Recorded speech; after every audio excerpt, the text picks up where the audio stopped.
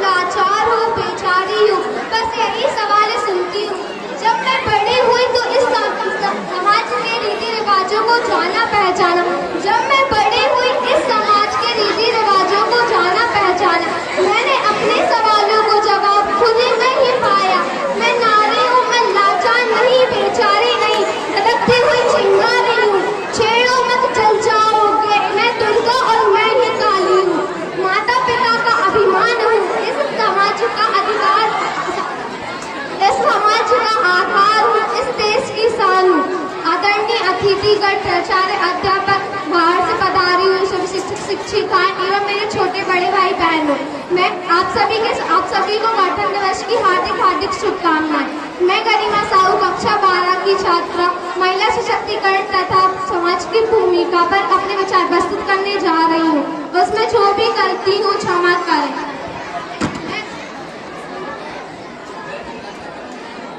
कौन हूँ मैं? सर्वप्रथम आप सभी सोच रहे होंगे कि ये महिला सशक्तिकरण क्या है। मैं आप सभी को महिला सशक्तिकरण का अर्थ बताती हूँ। महिला सशक्तिकरण का अर्थ है महिलाओं को जीवन के प्रत्येक क्षेत्र में बिना किसी भेदभाव के कार्य करने का पूर्ण स्वतंत्र अधिकार ही महिला सशक्तिकरण है। तो इसकी आप सभी यही सोच रहे होंगे इसकी आवश्यकता ही क्यों पड़ी।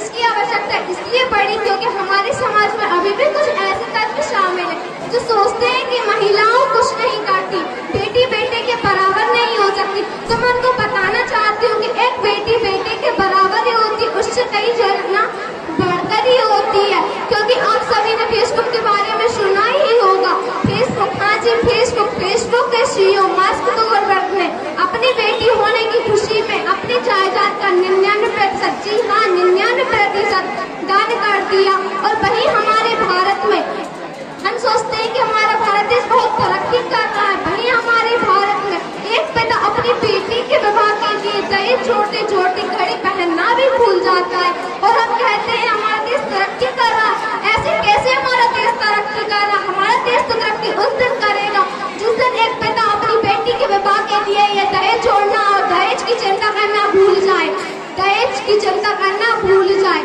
और यही बात है कि एक बेटी बेटे के बराबर कैसे नहीं हो सकती। एक बेटी बेटी के बराबर इसलिए हो सकती है क्योंकि वह सर्वगुण संपन्न होती है।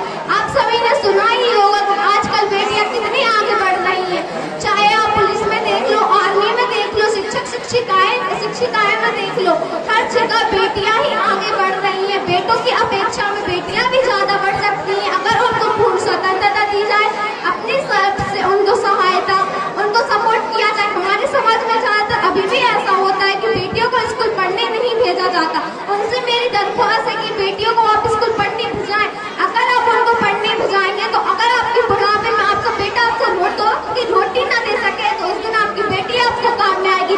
बेटी को अगर आप शिक्षित करते हो तो वह अपने ससुराल में जाके पूरे अपने ससुराल को शिक्षित कर देती है। ससुरालों को ही क्या, पूरे उसके कल्याण, उसके कुटुंब को पूरा आगे बढ़ा डालती है। बेटी है तो सब कुछ है, बेटी है तो सब कुछ है, अपनी है तो सुना ही होगा। अगर आप बेटियों को शिक्षित करते हैं तो आपकी बहू, आपके परिवार जो अनपढ़ है वह भी पढ़ लिख जाएंगे। आपकी आने वाली पीढ़ी भी सब कुछ पढ़ी लिखी होगी। बेटियों के महत्व को आप समझिए कि बेटियां होती ही क्या है। बेटियों को तो सब आपने कह दिया कि बेटी तो बेटी है, बट बेटी के महत्व को भी तो समझिए कि बेटी जिंदगी में क्या कर सकती है। और जैसा कि आपने सुना ही होगा तो बेटियों को अगर हम जितना पढ़ाते हैं, जितना आगे पहुँचाते हैं तो वह उनसे लाखों गुना हमको देती है। धन्यवाद।